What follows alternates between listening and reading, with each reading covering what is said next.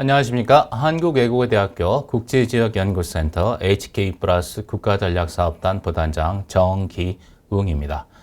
이번 주에 제가 여러분과 함께 나누고자 하는 주제는 북방정책의 탄생에 관한 이야기입니다.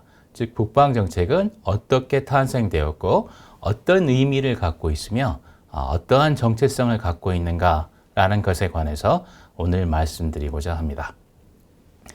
지난주에 제가 제기했던 질문은 북방이란 무엇인가, 우리는 왜 북방을 꿈꾸는가, 그리고 그 꿈은 이루어질 것인가 라는 세 가지였습니다. 우리 각자는 나름의 방식으로 북방을 정의하고 꿈꾸고 있으며 이 꿈은 언젠가 이루어질 것이라고 믿습니다. 북방 정책은 이러한 꿈이 국가적 차원에서 구현된, 즉 꿈의 현실화를 위한 국가적 차원의 노력으로 나타난 것이라고 볼 수 있습니다. 물론 북방정책의 기원을 거슬러 올라가자면 이 대공산권 문호개방을 천명했던, 즉 비적성 국가의 하나여 대공산권 문호개방을 천명했던 1973년에 6.23 선언과 1983년 6월 29일 이범석 외무장관이 국방대학원에서 행했던 강연에서 등장한 북방외교를 만날 수 있습니다.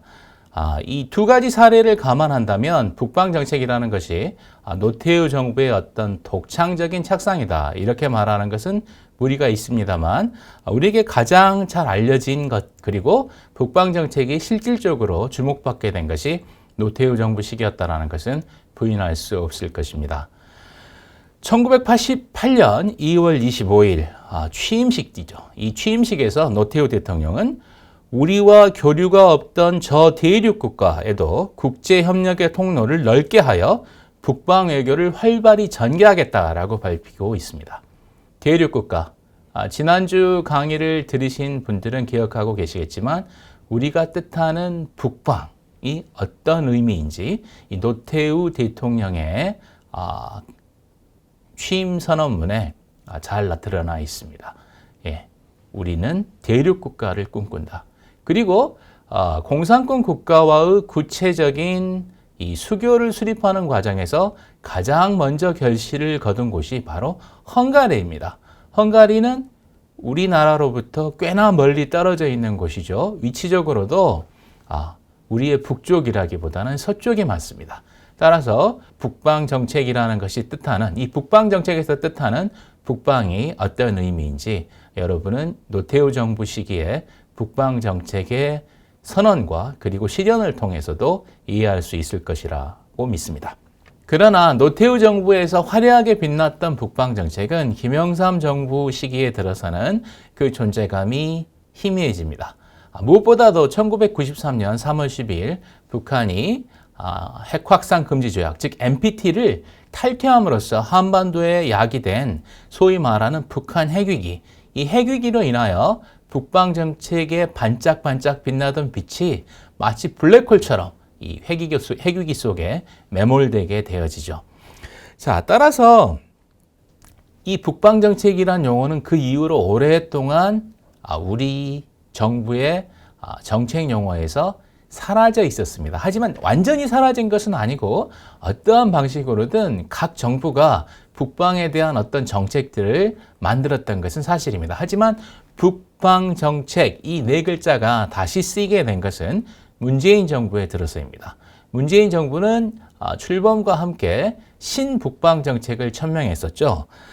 신북방정책은 이 문재인 대통령이 2017년 6월 26일 북방경제를 주관하기 위한 위원회 설립을 지시하고 이에 근거해서 8월에 북방경제협력위원회가 출범하게 됩니다. 그리고 2017년 9월 7일 문재인 대통령이 러시아 블라디보스토크에서 개최된 제3차 동방경제포럼에서 참석해서 신북방정책 구상을 기조연설을 통해 제시하게 됩니다. 즉 1988년 노태우 정부 시절에 등장했던 북방정책이 30년, 한 세대가 흐른 2017년 문재인 정부에 이르러서 신북방정책이라는 이름으로 등장했다는 것이죠. 노태우 정부의 성격에 대해서 각자 어떤 생각을 갖고 계신지는 모르겠지만 어쨌든 민주화 과정을 거쳐서 탄생되었던 정부이고 무엇보다도 30년 후에 등장한 민주 세력 중에 또 다른 한 모습인 문재인 정부 시기에 있어 북방 정책의 신북방 정책으로 태어나게 되었다는 것은 우리로 하여금 많은 생각을 하게 합니다. 그렇다면 북방 정책은 언제 어떻게 탄생하였고 어떤 의미를 갖는가? 여기에 한번 답해 보도록 하겠습니다. 부인할 수 없는 한 가지는 북방 정책이 한국 외교 정책의 한 갈래라는 것이죠. 국제정치 이론에서 한 나라의 외교 정책에 관해 분석할 때 흔히 사용하는 분석 수준이 있습니다. 첫 번째는 국제 체제 수준, 두 번째는 국가 사회 수준, 그리고 세 번째는 정책 결정자 혹은 정책 결정자 집단 수준의 이 세 가지 수준입니다. 이 세 수준을 놓고 봤을 때 이 중에 어떤 분석 수준을 택하는가 하는 것은 분석하고자 하는 대상이 처해 있는 시기적 상황, 그리고 분석하고자 하는 사람, 즉 분석의 주체가 갖는 시각과 밀접한 관계를 갖습니다. 즉 내가 어떤 대상을 분석하고자 하고 이 대상은 어떤 상황에 처해 있는가 하는 것이 저의 분석 수준과 시각을 결정한다는 것이죠.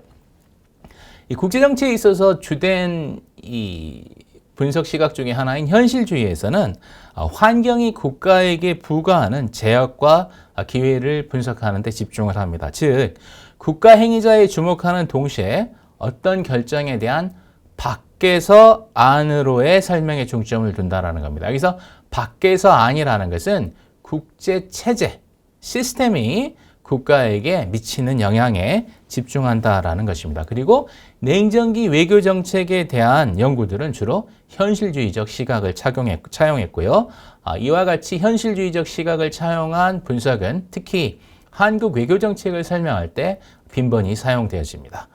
한국 외교 정책은 대개 세 가지 제약 요건 속에서 결정되어진다고 이야기되는데요. 첫 번째는 분단 상황과 세계 질서의 변화를 포함한 우리 한반도의 지정학적 여건 및 주변국과 비교한 한국의 상대적 국력, 체계 수준이죠. 두 번째는 한국의 정치적 성향과 사회적 요구, 국민들이 무엇을 원하는가, 정치 체제는 어떤 모습인가, 국가의 성향은 어떠한가, 국가 사회 수준입니다. 세 번째는 정책 결정자가 갖는 상황 인식과 국가 목표 같은 것들입니다. 즉 정책 결정자, 정책 결정 집단 수준이죠. 이 세 가지가 즉 체계와 국가 사회와 정책 결정자 혹은 정책 결정 집단의 이 세 가지가 뒤섞여서 사용되고 있고, 그리고 이러한 세 가지 것들이 서로 상호작용을 하여 한국의 외교 정책을 결정해 왔다고 볼 수 있습니다. 이 중에 우리 역사 속에서 가장 오래도록 그리고 가장 큰 영향을 미친 것은 바로 체계 수준의 제약이라고 할 수 있습니다. 이것은 무엇보다도 우리가 위치한 어떤 그 지정학적 상황 때문이라고 할 수 있는데요. 한반도는 말 그대로 대륙 세력과 해양 세력이 교차하는 그런 지정학적 위치에 있습니다. 그래서 다른 어떤 나라보다도 국제정세의 영향을 크게 받아왔죠. 그리고 그러한 국제정세의 영향은 안타깝게도 긍정적인 경우보다는 부정적인 경우가 훨씬 많았습니다. 특히 20세기 초반 국가가 식민지가 되고 분단이 되고 광복이 되었음에도 분단이 되고 전쟁을 겪고 그리고 휴전이 되고 이 휴전으로 인해 분단이 고착화되고 이러한 역사의 사건들은 체계 수준의 영향을 배제하고는 설명할 수가 없습니다. 따라서 체계 수준의 변화, 즉 이와 같이 우리 국가의 운명에 영향을 끼치고 있는 체계 수준의 변화가 생기면 거기에 따라서 한국 외교 정책도 변화할 수밖에 없습니다. 일단 여러분이 기억하고 계시는 1970년대의 데탕트, 즉 핑퐁 외교로 시작된 미중 화해와 세계적인 데탕트 분위기가 무엇을 낳았을까요? 우리 국가에서는 7.4 남북 공동성명과 1973년에 6.23 선언을 낳게 하였습니다. 그리고 1988년 세계적인 탈냉전의 기운이 우리 국가로 하여금 북방 정책을 꿈꾸는 것을, 그리고 북방 정책을 선언하는 것을 가능하게 하였던 것이죠. 즉 1988년 7월 7일 한국 정부는 민족 자존과 통일 번영을 위한 대통령 특별선언, 소위 77선언입니다. 이 77선언을 발표하고 민족 공동체로서의 남북이라는 이런 생각하에 남북 관계의 획기적 개선을 추구하게 됩니다. 이게 바로 북방 정책의 탄생이죠. 하지만 이 과정에서 우리 정부는 북한을 직접 타겟으로 삼았다기보다는 우회적 방법을 사용하게 되죠. 즉 우회적 방법을 사용하게 되고 이 북방 정책이 등장한 그럼 어떤 의미를 갖는가? 이것은 휴전 이후에 거의 반세기에 이르는 기간 동안 냉전적 양국 구조에 종속되어서 어떤 고정된 방향과 제한된 범위, 즉 우리가 바라볼 수 있는 건 북쪽이 아니었단 말이에요. 예. 우리 밖을 바라보려면 남쪽을 바라봐야 했습니다. 그리고 범위라는 것도 한반도와 자유진영을 벗어난 곳으로는 진출하지 못했다는 뜻입니다. 즉 이와 같이 제한된 방향과 범위를 벗어나고 그리고 피동성과 체계 종속성, 한국 외교가 처해 있는 한계라고 할 수 있죠. 우리 마음대로 혹은 우리의 자주적인 이 결정에 의해서 무언가를 이루기보다는 체계 속에서 우리 국가가 처한 상황에 따라 어쩔 수 없이 움직여야 했던 그런 피동성과 체계 종속성을 벗어던지고 자주성과 능동성을 확보할 수 있는 계기가 되었다라고 이야기할 수 있을 것입니다. 무엇보다도 한국 외교의 오랜 주축이었던 한미동맹에 어떤 변화가 생길 수 있는 계기가 되었다라고 볼 수 있고, 즉 미국을 중심으로 하는 한국 외교의 중심축이 변화할 수 있는 가능성을 갖게 되었다라고 말할 수 있습니다.